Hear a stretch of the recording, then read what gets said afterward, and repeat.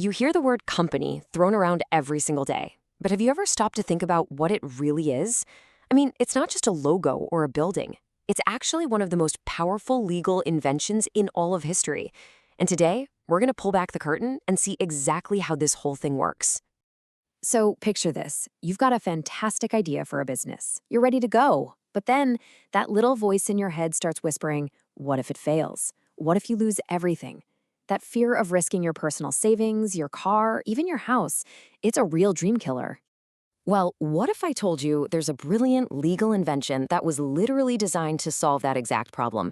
An invention created to build a protective shield between your business life and your personal life. Before it got all complicated with lawyers and paperwork, the word company had this really wonderful human origin. It actually comes from Latin for with bread. The whole idea was just people getting together, sharing a meal, and talking about business. A simple concept that, believe me, would grow into a cornerstone of our entire modern economy. Okay, so fast forward from that simple meal to today. Under modern law, a company has evolved into something much, much bigger. It's now defined as an artificial legal person. Now, I know that sounds strange, right? It's not a real person, obviously, but in the eyes of the law, it can pretty much act like one. So what does being an artificial person actually get you? Well, this is where it gets really cool. It basically grants the company some incredible legal superpowers. Let's break them down. The first, and honestly the most important superpower, is a separate legal identity. This means the company is its own thing, completely separate from the people who own it, the shareholders. This whole idea was really locked into place by a famous old case called Solomon versus Solomon and Company, which built a legal wall between the owner and the business itself. And having this separate identity is a huge deal. It means the company itself, not you, the owner, can buy property, sign contracts, and even go to court to sue someone or get sued itself. All the company's stuff and all its debts belong to it and it alone. This brings us right to the second superpower, which is probably the one you'll care about most, the liability shield. This is the answer to that fear we were just talking about, the one that keeps entrepreneurs up at night. Okay, here's how it works. Let's say the company racks up a bunch of debt. The people it owes money to, the creditors, can go after the company's assets, its bank account, its computers, you name it. But, and this is the magic part, they cannot touch your personal house, your car, or your savings. Your personal risk is limited just to the money you put into your shares. That right there is the power of limited liability. All right, superpower number 3 sounds like it's straight out of a movie. Perpetual succession. Basically, a company can live forever. Its existence isn't tied to the lives of its owners. People can come and go, but the company itself can just keep on going. There's this old legal quote that's a little dramatic, sure, but it makes the point perfectly.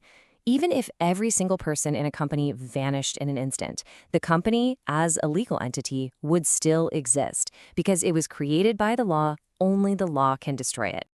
Okay, so now we get the core idea of what a company is, but you've probably heard of a couple different flavors, right? Private companies and public companies. Making that choice is one of the first big decisions for any founder.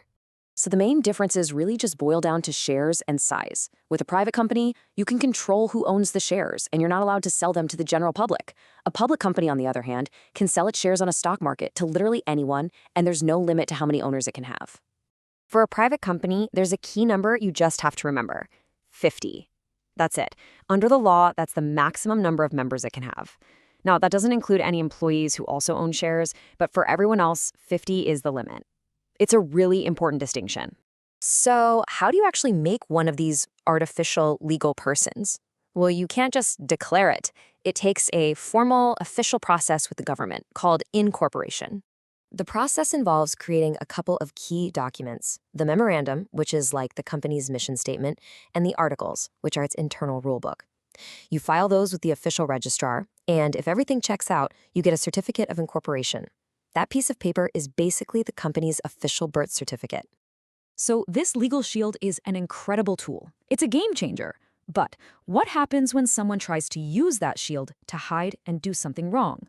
Well, that brings us to our final and maybe most fascinating concept. This legal wall, this separation that we've been talking about this whole time, it actually has a name. Lawyers call it the corporate veil. Think of it like a curtain that hides the owners from the company's problems. But here's the million-dollar question. Is that veil totally bulletproof? Can a court ever decide to just pull back that curtain and see who's really running the show?